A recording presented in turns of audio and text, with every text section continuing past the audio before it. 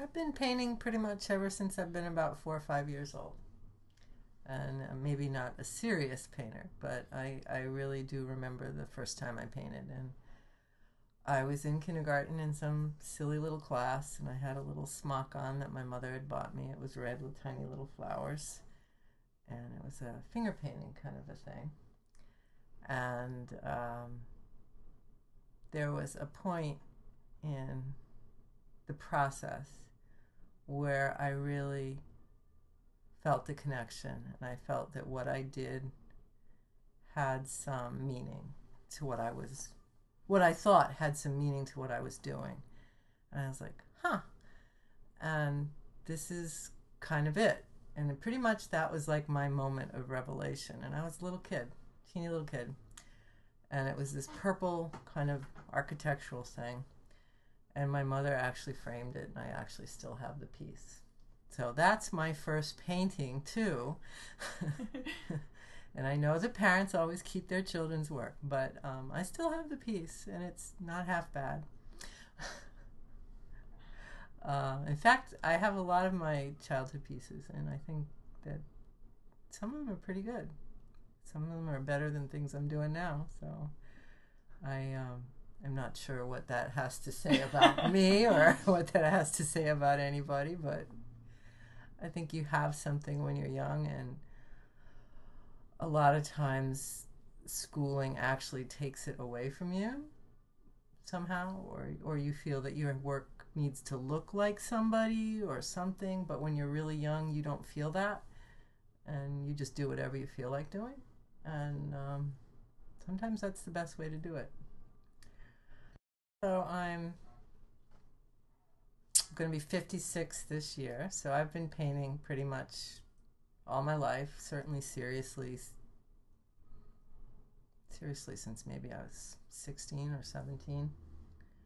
I always took classes. My mom stuck me in RISD. Actually, I went to RISD when I was 5 and 6, Saturday morning classes, and then again when I was like 10 and 11. And then from that time on, I was always taking classes. And I was always like one of the stars in the class, so I used to being the arty one. Used to being the one in the front. And of course my work has changed drastically over the years. And that's part of it, I think. I'm always very wary of artists whose work looks exactly the same over a 10-year period. Sometimes my work doesn't look the same over a 5-minute period. I don't know, I paint very slowly, and lots of times I'll evolve a whole style in 1 or 2 paintings. I've been doing landscapes almost exclusively for about 15 or 20 years. Before that, I was kind of doing some surreal figurative landscapes with people in places, maybe like very dreamlike. And then I started to X out the people and X out the cities and the towns, and just focused on the natural landscape. And that's pretty much what I've been doing for a good 15 or 20 years. Yep. And even though that's the subject matter, the way I'm approaching it tends to be different. I think when I'm working from the subject matter in my garden, I tend to be more abstract because I'm very familiar with the subject matter and I understand it very well. It's something I see every day. When I go away places and I see something, I tend to be more literal in my interpretation of the place. But I'm always painting specific scenes. And even though some people look at my work and think it's a totally abstract piece, they're not. You know, there's specific trees and specific places at specific times. They may not look that way to you, but that's kind of what I see. And clearly I focus a lot on color, but I think lately I've been bringing in more line and not relying just on color in space.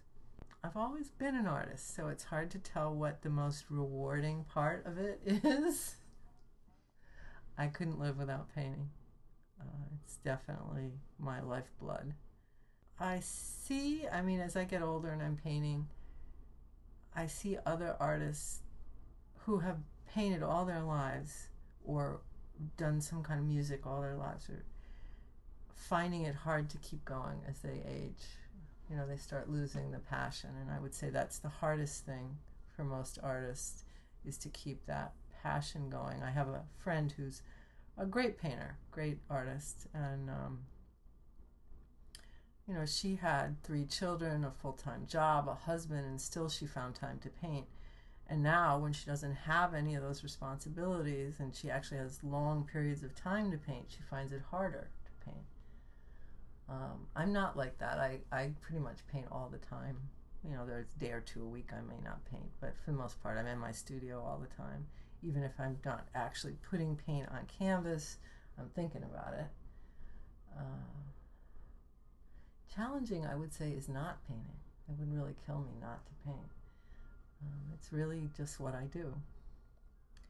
So if I find myself a few days not painting or doing something else, or if I find there are familial responsibilities I have to take, I was taking care of some elderly family members for a few years, and that was really, really tough. I didn't have, even when I had time to actually put paint on the canvas, I didn't have time to think like a painter. That's the hardest, when you find that your life's responsibilities take that thought time away from you. It's hard to be an artist if you don't have that time to just gestate your ideas and your concepts. And I don't, even though when I'm thinking about painting, it's not a literal thought process, it's more like color. I see colors in my head, I see lines in my head, I see space in my head. That's how I think. I don't think, oh, it should be orange here, or oh, there should be this there, or this should reflect this. I don't think like that. I shut my eyes and I see greens and purples and, you know, the way they spatially relate. That's how I think. It's like a whole different language. I don't think in terms of words. So if I don't have time to do that, if I'm busy with whatever I'm doing, and I don't have that kind of time to just relax into it and just kind of free associate and think, and that's when it becomes really hard to be whoever I am.